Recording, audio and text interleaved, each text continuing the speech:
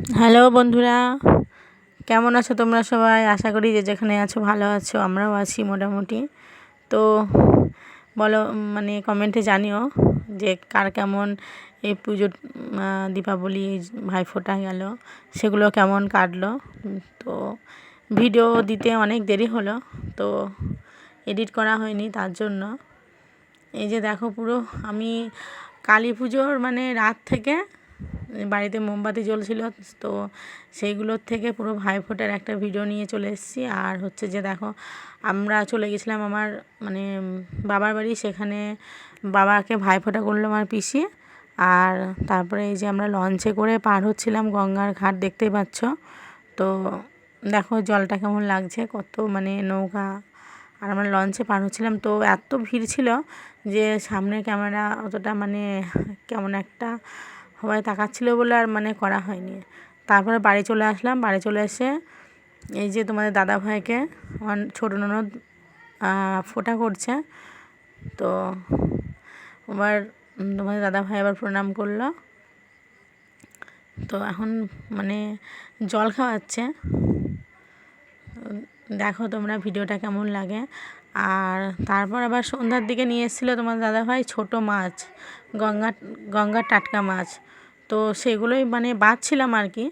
আর তখন আমি বললাম তাহলে আমাদের মানে বন্ধুদের সঙ্গে একটু মানে শেয়ার করো। তারপর দিন আবার চলে গেছিলো বাজারে কিছু বাজার করতে, টুকটাক ছেলের দুধ, তারপর হচ্ছে তেল, সংসারে যা লাগে যাবতীয়, আলু পেঁয়াজ, শসা ছিল, লেবু ছিল, আর কিছুটা চালও এনেছিল। তো আমি ভাবলাম সেগুলো একটু তোমাদের সঙ্গে দেখানো যাক। দেখো ভিডিওটা কেমন লাগে তো জানিও। প্লিজ একটু লাইক সাবস্ক্রাইব করে দিও নতুন বন্ধু হলে, আর আমাদের এইভাবে পাশে থেকো। আর যারা আমাদের অলরেডি মানে পাশে আছো তাদের অসংখ্য ধন্যবাদ। আমাদের একটু সাপোর্ট করো, যাতে মানে তোমাদের মানে এই সাপোর্টের জন্য আমি একটু আগেই যেতে পারি সামনের দিকে। তো তোমাদের সাপোর্ট ছাড়া তো আর কিছুই মানে করা যাবে না। তো প্লিজ তোমরা এইভাবে একটু সাপোর্ট করো আমাদের, আর অনেক অনেক করে ভালোবেসো, ভালোবাসা দিয়ে মানে আগিয়ে নিয়ে যাও, কারণ তোমরাই হচ্ছে সব কিছু। আর হচ্ছে দেখো এই যে কাটিগুলো দেখলে, আর তোমাদের দাদা ভাই যে এখানে পরিষ্কার করছে না, এই যে তোমরা যারা মানে আমাদের ভিডিও অনেক দিন থেকে দেখো, তারা অবশ্যই দেখেছো যে এখানে ঝিঙে গাছ ছিল, মাচা ছিল, একটা পুঁই গাছ। তো এগুলোই মানে সরিয়ে এখানে এখন রান্নাঘর করা হবে। আগের বছর থেকে হচ্ছিল, তো মানে কিছু কারণবশত রান্নাঘরটা করা হয়নি। তো এই বছরে ভাবলাম মানে করা যাক, তার জন্য এখানে পরিষ্কার হচ্ছিল।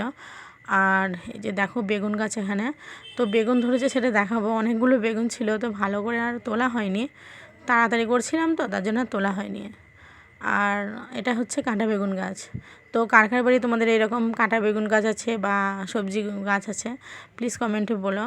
আর এই যে পাটকাঠির মাচা এখানে দেখালাম তোমাদের জাস্ট একটু দেখানোর জন্য, এখানে করা হয়েছে পাশেই। আর রান্নাঘরটা যখন হবে